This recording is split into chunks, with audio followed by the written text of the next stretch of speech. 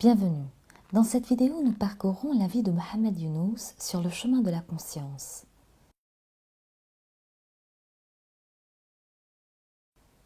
Mohamed Younous est un économiste originaire du Bangladesh qui fut anciennement le Pakistan oriental. Le Bangladesh est un pays sévèrement affecté par la pauvreté et souvent victime de catastrophes naturelles.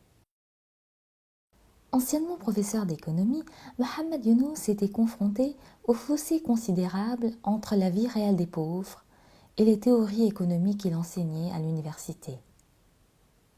Il reviendra aux côtés des plus démunis et tentera de trouver des solutions concrètes destinées à leur permettre de développer une activité économique indépendante et ainsi être acteurs de leur propre développement. Il fonde la Grameen Bank, qui fut le premier établissement bancaire de microcrédit.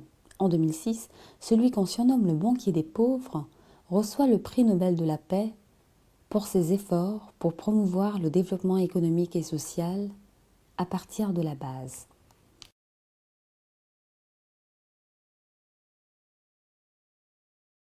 En 1947, l'Empire britannique des Indes est partitionné entre l'Inde, peuplée d'hindous, et le Pakistan, peuplé de musulmans, lui-même constitué en deux territoires distincts, le Pakistan occidental et le Pakistan oriental, et ce, malgré la vision d'une Inde unie de Gandhi. Ne faites pas de différence entre votre ville et le reste du pays. Il faut que la paix revienne dans l'Inde et le Pakistan tout entier. Si nous nous souvenons que la vie est une, alors il n'y aura aucune raison pour que nous nous traitions les uns et les autres comme des ennemis. De même que nous respectons notre religion, nous devons respecter celle des autres. Ce qui est vrai. Que ce soit écrit en sanskrit, en ourdou, en persan ou en toute autre langue. Puisse Dieu nous donner la raison, ainsi qu'au monde entier, et nous rendre plus sages pour que l'univers entier connaisse le bonheur. C'est donc dans ce contexte socio-politique tourmenté que Mohamed Younous grandit au sein d'une famille commerçante à Chittagong, dans le Pakistan oriental. Déjà enfant, je savais qu'en Inde, la minorité musulmane nourrissait rancune et mécontentement. Les journaux et la radio nous entretenaient des violentes émeutes intercommunautaires opposant hindous et musulmans. Nos sympathies politiques furent toujours sans ambiguïté. Mes parents étaient acquis à la séparation d'avec le reste de l'Inde. Ce fut probablement sa mère qui eut une grande influence sur lui durant ses jeunes années. Très tôt, elle lui inculqua les valeurs du service et de la conscience de l'autre. À l'opposé de mon père, ma mère, Soufia Khatoun, était une femme forte et déterminée. Elle était la discipline de la famille. Elle voulait que nous soyons aussi disciplinés qu'elle. Elle a été probablement celle qui m'a le plus influencé. Emplie de compassion et de bonté, mère mit toujours de l'argent de côté pour les nécessiteux de la famille qui venaient de villages lointains pour nous visiter. C'était elle qui, par son intérêt pour les pauvres et les défavorisés, a permis d'éveiller mon intérêt pour l'économie et la réforme sociale. Son père, quant à lui, accordait beaucoup d'importance à l'éducation. Il était bien décidé à nous donner la meilleure éducation possible. Et si nous sommes devenus ce que nous sommes aujourd'hui, c'est en grande partie à lui que nous le devons. Il était prêt à investir énormément dans notre éducation. Si le jeune Mohamed Younous allait avoir un parcours académique brillant, il allait également s'investir dans d'autres activités parascolaires, comme le scoutisme, qui lui apporta une grande ouverture et lui enseigna des valeurs. Au-delà de l'aspect ludique, le scoutisme m'enseigna le sens moral, la piété dans le secret du cœur, plus important que le rituel, et l'amour du prochain. Je me rappelle un voyage dans un train qui traversa l'Inde pour la première Pakistan National Boy Scout Jamboree en 1953. Nous nous étions arrêtés tout au long du parcours pour visiter des sites historiques. Je surpris notre assistant directeur, Qazi Sirajul Huq, pleurant silencieusement. Qazi Sahib me dit qu'il pleurait à cause du lourd héritage historique que nous portions. Bien que j'aie seulement 13 ans, Je fus frappé par son explication passionnée.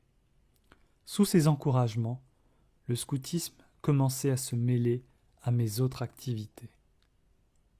J'avais toujours été par nature un meneur, mais l'influence morale de Croiser Sahib m'apprit à penser noblement et à bien canaliser mes passions. Après avoir décroché un master, Mohamed Younous se lance dans l'entrepreneuriat et crée la première usine d'éco-emballage du Bangladesh. Sa société rencontre un vrai succès et il se voit proposer des fonds par des investisseurs. Mais Mohamed Younous décline les offres.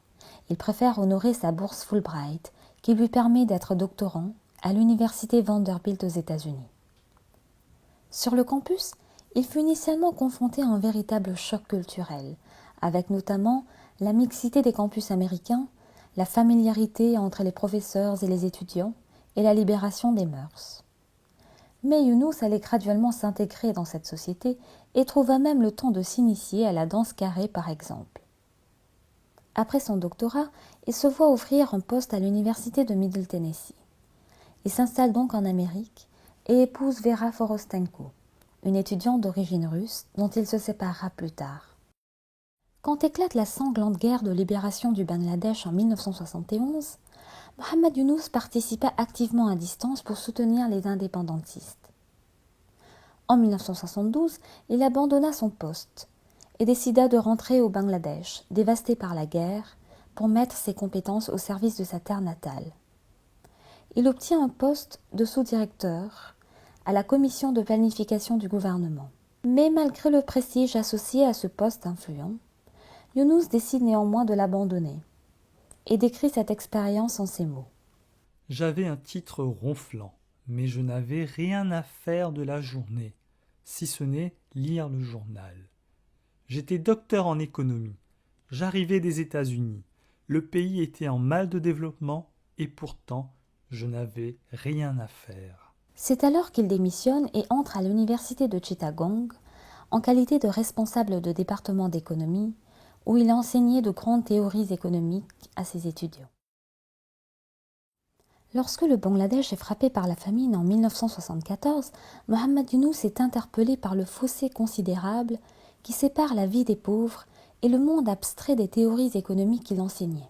Je ressentais une joie en enseignant à mes étudiants d'élégantes théories économiques qui pouvaient prétendument résoudre des fléaux sociétaux de tout type. Mais en 1974, je commençais à redouter mes propres cours. À quoi bon toutes mes théories complexes quand des gens mouraient de famine sur les trottoirs et les vérandas en face de mon amphithéâtre? Mes cours étaient semblables aux films américains, où les gentils finissent toujours par remporter la victoire. Rien, dans les théories économiques que j'enseignais, ne reflétait la vie autour de moi.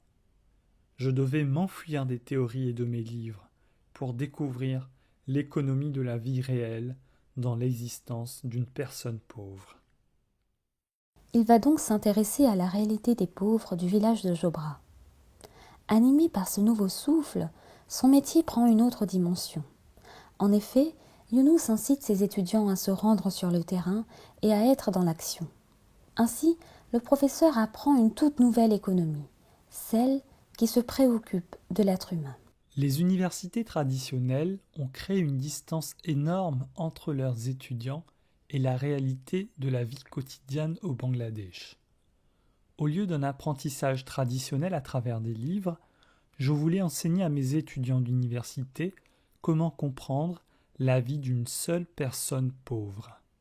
Quand on tient le monde dans la paume de sa main et qu'on le regarde qu'à travers une vue d'ensemble, on a tendance à devenir arrogant.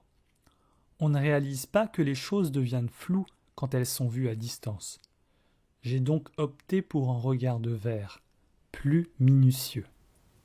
Le village de Jobra allait devenir un terrain d'expérimentation qui sera étendu à la région de Tanguel dans un deuxième temps.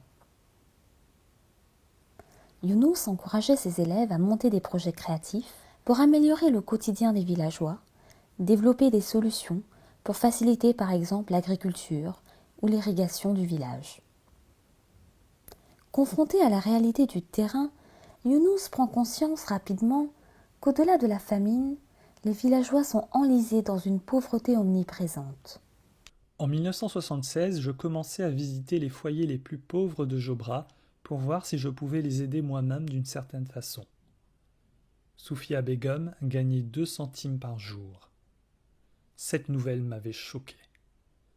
Dans les cours que je dispensais à l'université, je théorisais sur des millions de dollars, mais ici, face à moi, les questions de vie et de mort se posaient en termes de centimes. Quelque chose n'était pas normal. Pourquoi mes cours universitaires ne reflétaient-ils pas la réalité de la vie de Soufia? J'étais furieux contre moi-même, furieux contre mon département d'économie et contre les milliers de brillants professeurs qui n'avaient pas essayé de s'intéresser à ce problème ni de le résoudre. Je n'avais jamais entendu parler de quelqu'un qui souffrait par manque de 22 centimes. Cela me semblait impossible, irrationnel. D'habitude, quand j'ai la tête sur l'oreiller, je m'endors en quelques secondes. Mais cette nuit-là, il m'était impossible de trouver le sommeil. Je m'allongeai dans le lit, me sentant coupable de faire partie d'une société qui ne pouvait pas fournir 27 dollars à 42 personnes compétentes pour qu'elles puissent gagner leur vie. D'un coup, je pris conscience que ce que j'avais fait jusqu'à présent était vraiment insuffisant. Avec ses étudiants, il travaille à découvrir la nature et les causes de la pauvreté endémique dans le village. L'analyse de la situation lui permet de comprendre qu'il y a 2 raisons majeures à cela. La première tient à l'impossibilité des pauvres à accéder à des capitaux. Et la seconde est la domination des usuriers locaux qui accordent à des pauvres des prêts à des taux excessifs, plus de 20% par mois. Ce qui a pour conséquence d'enfermer les pauvres dans une situation de surendettement insurmontable. Très souvent, ils se trouvent obligés de réemprunter pour rembourser un ancien crédit et se trouvent ainsi piégés dans un système qui ne fait qu'empirer leur situation. Je commençais à voir le problème de Soufia de son point de vue. Elle souffrait à cause du coût du bambou qui était à 5 takas. Elle n'avait pas les moyens de se payer ses matières premières. Par conséquent, elle survivait grâce à un cycle d'emprunt étriqué, empruntant et revendant aux mêmes fournisseurs. Sa vie se résumait à une forme de servitude pour dette ou d'esclavage. Dans les pays du tiers-monde, les taux usuraires sont devenus si fréquents et si admis socialement que l'emprunteur imagine rarement à quel point un contrat peut être contraignant. L'exploitation se présente sous différentes formes dans les régions rurales du Bangladesh. Un monticule de riz, emprunté au début de la période de plantation, doit être remboursé le double au temps de la moisson. Les banques conventionnelles et les coopératives de crédit demandent d'habitude un versement unique. Se départir d'une somme importante au terme d'une période d'emprunt est souvent psychologiquement éprouvant pour les emprunteurs. Ils essayent donc de repousser l'échéance du remboursement autant qu'ils le peuvent et ce faisant, la dette ne cesse de croître. Et contrairement au bon sens de la société bangladeshi, Mohamed Yunus redonne le pouvoir aux femmes. Car il observe qu'en donnant le pouvoir d'agir à la femme, celle-ci pouvait être moteur de changement de manière efficace. Au Bangladesh, si une femme, même riche, veut emprunter de l'argent à la banque, le directeur lui demandera « En avez-vous discuté avec votre mari ?» Mais aucun directeur ne demandera jamais à un éventuel emprunteur mâle s'il a discuté de l'idée d'un emprunt avec sa femme. Ce n'est pas par hasard que les femmes constituaient moins d'1% de tous les emprunteurs du Bangladesh. Le système bancaire a été créé pour les hommes. Ma colère contre cette situation m'incita au début à accorder au moins 50% de nos projets de prêts expérimentaux aux femmes. Mais nous découvrîmes de nouvelles raisons socio-économiques de nous concentrer uniquement sur les femmes. Plus nous accordions de l'argent aux femmes nécessiteuses, plus il apparaissait que le crédit accordé à une femme amenait un changement plus rapide que celui accordé à un homme. Pour libérer le pauvre de l'usurier, le rendre maître de son travail, le professeur d'économie se lance dans une alternative et en vient à proposer un premier micro-prêt à quelques dizaines d'habitants du village en utilisant son propre argent. Yunus prête 27 dollars à 42 personnes parmi les plus nécessiteux du village. Non seulement les emprunteurs parviennent à acheter la matière première dont ils ont besoin pour démarrer leur projet, mais ils réussissent à produire, à économiser et parviennent à le rembourser du fruit de leur travail et se libèrent ainsi du joug des usuriers. Encouragé par les résultats de ce projet expérimental, il cherchera une solution institutionnelle pour étendre l'expérience au plus grand nombre. Et voilà qu'il sollicite les banques pour le lancement d'un premier programme de microcrédit. Mais il se heurte systématiquement à la méfiance des responsables des institutions financières qui jugent son projet insensé. Ces derniers considèrent que les pauvres ont toujours été pauvres, donc insolvables. On lui dit que l'unique moyen d'obtenir des fonds est de se porter lui-même garant, parce que les pauvres n'offrent pas de garantie. Et pour expliquer cette insolvabilité, les banques avancent que les pauvres sont analphabètes.